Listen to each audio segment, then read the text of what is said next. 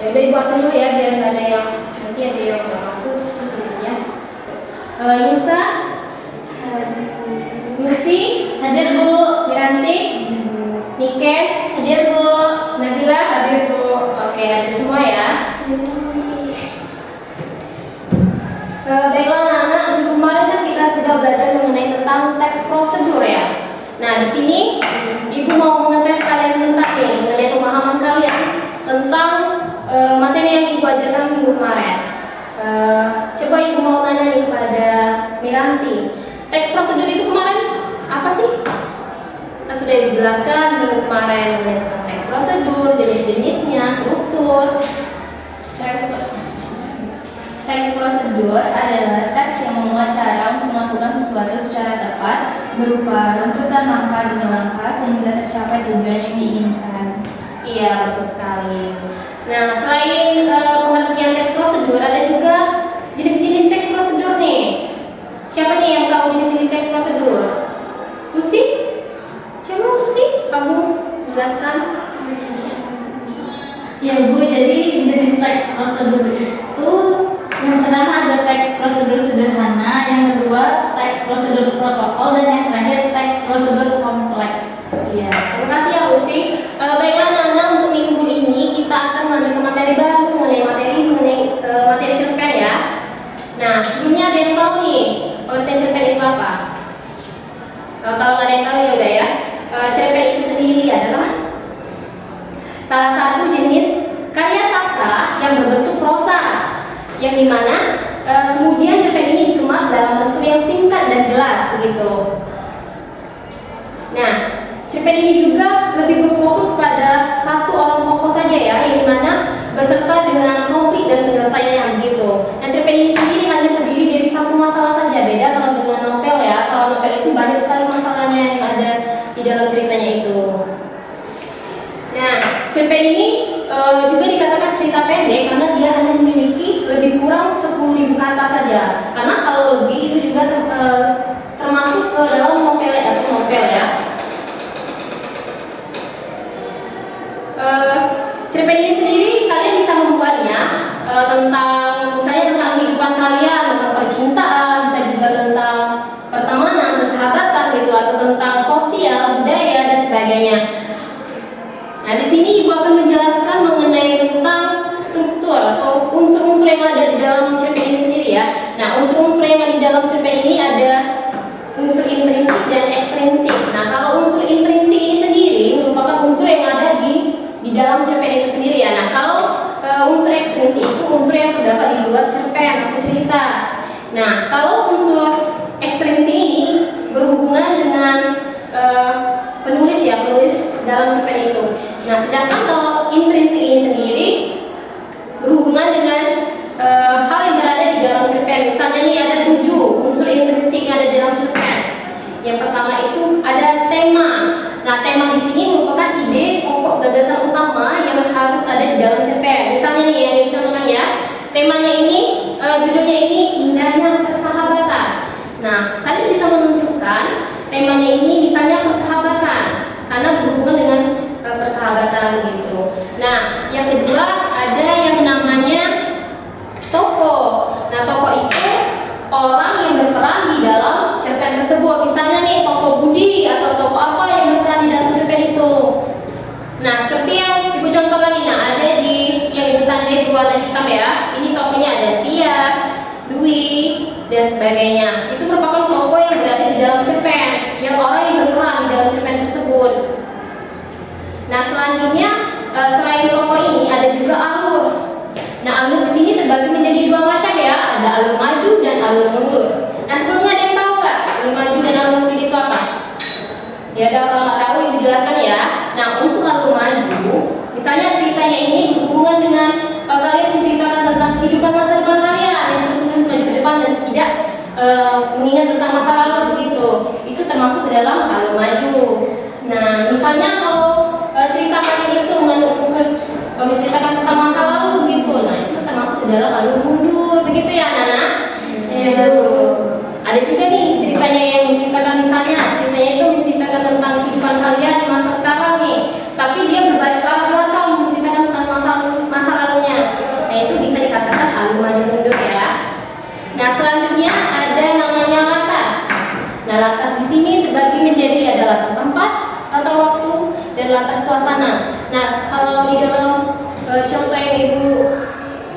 perlihatkan ini ada di misalnya latarnya ini di sekolahnya. Itu latar tempat ya. Nah, kalau latar waktu itu misalnya kalian nih membuat cerpennya itu atau pagi hari, nah berarti waktunya itu misalnya pagi hari itu jam 8 pagi, nah berarti latar waktunya itu sekitar jam 8 pagi gitu. Nah kalau lain lagi kalau latar suasana nih, kalau latar suasana itu misalnya di dalam cerpen kalian itu mengisahkan suasana sedih, terharu atau bahagia begitu. Jadi latar suasananya itu ya gimana suasana kalian di dalam menceritakan apa yang kalian ceritakan tersebut gitu. Nah selain itu ada juga yang namanya gaya bahasa. Nah gaya bahasa ini dominasi dipakai oleh seorang penulis ya untuk menentukan gaya bahasa yang dipakainya dalam menulis cerpen tersebut. Maksudnya salah. Nah selanjutnya ada sudut pandang. Nah sudut pandang di sini juga terbagi menjadi 3 bagian ya. Ada sudut pandang orang pertama, sudut pandang orang kedua, dan sudut pandang orang ketiga. Nah kalau sudut pandang orang pertama ini menggunakan kata ganti aku. Misalnya nih contoh cerpennya ini, aku merupakan seorang anak dari saudagar kaya. Nah berarti dia menggunakan sudut pandang orang pertama karena dia menggunakan kata ganti aku. Nah sedangkan kalau dia menggunakan kata ganti kau, itu menggunakan sudut pandang orang kedua ya, karena sudah dijelaskan tadi kalau sudut pandang orang kedua itu menggunakan kata ganti kau gitu ya. Nah sudut pandang yang ketiga itu menggunakan kata ganti dia atau ia, seperti di dalam cerita ini. Dia menggunakan penulis menggunakan sudut pandang orang ketiga karena dia penulis menggunakan kata ganti dia. Nah jadi sudut pandang orang ketiga itu menggunakan kata ganti dia, dan untuk sudut pandang yang terakhir ada sudut pandang orang serba tahu, yang dimana sudut pandang orang serba tahu ini menggunakan kata ganti perpaduan dari sudut pandang orang pertama dan sudut pandang orang ketiga gitu ya. Nah selain sudut pandang ada juga yang namanya yang terakhir nih, ada amanat nih.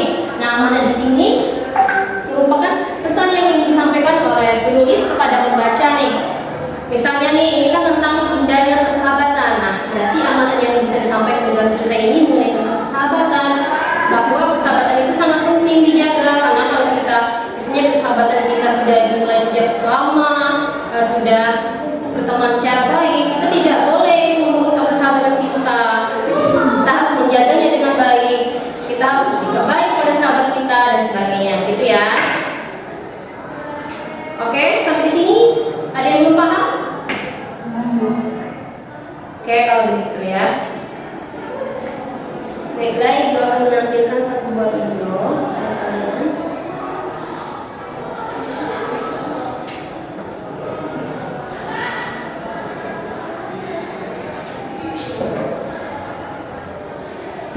Menggapai mimpi.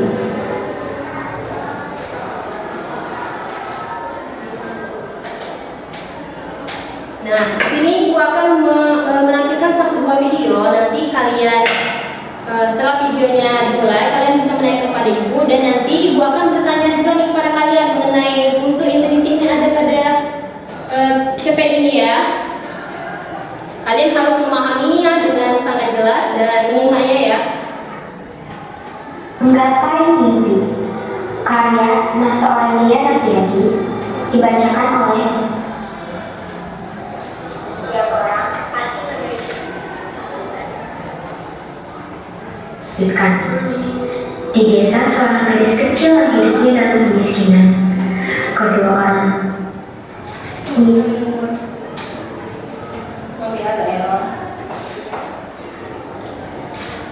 hidup keluarga mereka. Sang gadis kecil pun bertekad untuk mengubah kehidupan yang sulit. Dia mempunyai mimpi untuk mengubah kehidupan yang sekarang menjadi lebih baik lagi. Sang gadis memulainya dengan giat belajar mulai dari SD. Saat di sekolah, dia belajar dengan sungguh-sungguh. Si gadis ini pun jarang bermain, malah dia mengisi waktu luangnya dengan terus belajar. Dia berusaha memberikan mimpi para tuanya dengan meraih nilai yang tinggi. Sampai akhirnya pun bisa dia lulus SMA, dia meraih beasiswa dengan nilai yang baik. Sedikit lagi mimpi yang diinginkannya capai,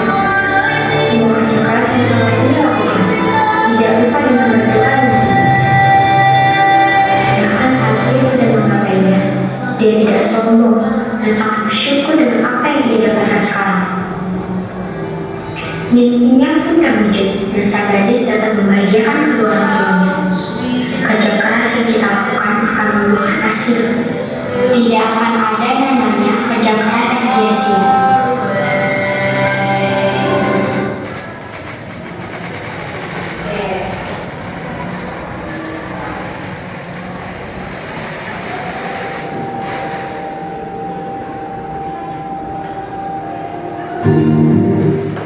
Oke, tadi puisi ya, tadi cerpen ya, cerpen dari Aurelia kalau nggak salah ya, Naswa Aurelia.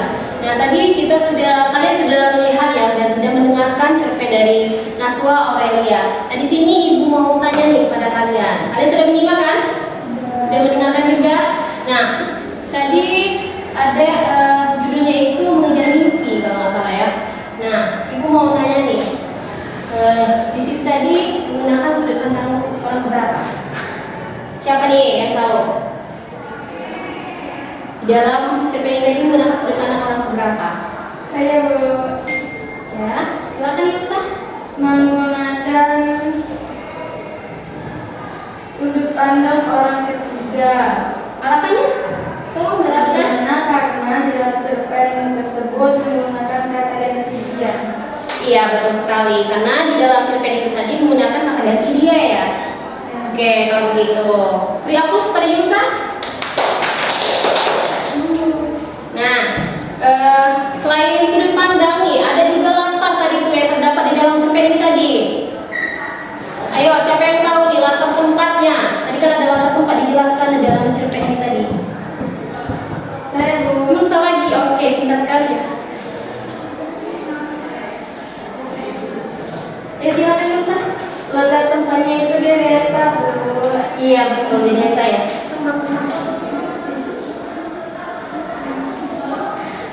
Oke, selain latar tadi juga ada amanah nih di dalam cerpen yang sudah dibacakan oleh Naswa tadi. Nah amanahnya itu kan berhubungan dengan mimpi. Gimana nih menurut kalian? Amanah yang bisa kalian simak di dalam video ini tadi apa sih? Coba dari kalian bertiga dan berlima. Bu, izin profesor. Iya, nggak apa-apa izin.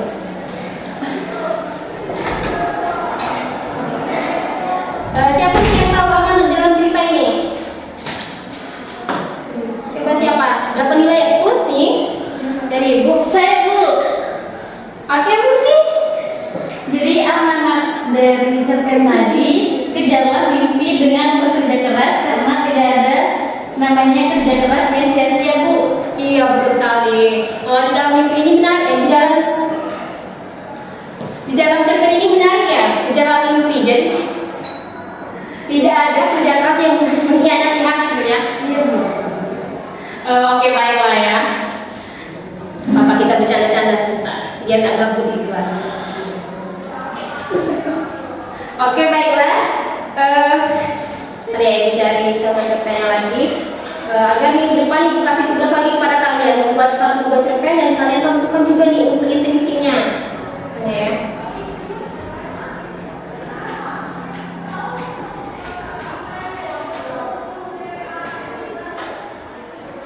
Udah kalian satu lagi.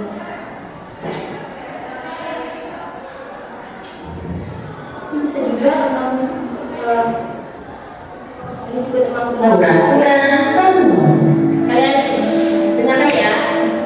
Ini termasuk dalam cerpen yang Di sebuah danau hiduplah seekor kura-kura yang senang sekali memandangi langit luas.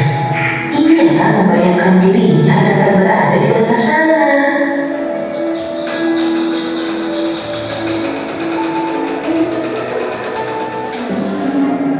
Alangkah indahnya langit itu. Andai aku bisa terbang di atas sana.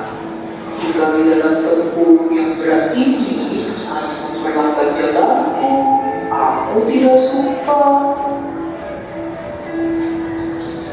Tak lama kemudian, ia melihat sepasang burung merpati di pinggiran danau dan terlintas ide untuk meminta bantuan mereka. Mewujudkan impianmu. Kami akan mencari batang kayu dan kau hanya perlu menggigitnya. Tetapi perlu diingat bahwa jangan sekalipun kau membuka mulutmu, karena membuatmu terjatuh. Tenang saja, aku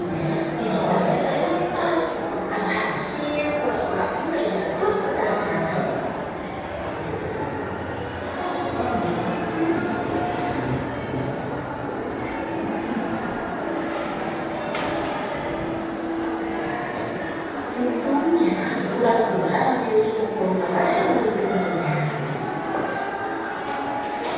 Ia menyesal karena telah meninggalkan apa yang sudah terjadi. Dia tidak berhenti bersama nasi sambil melatih tersebut karena sebelumnya.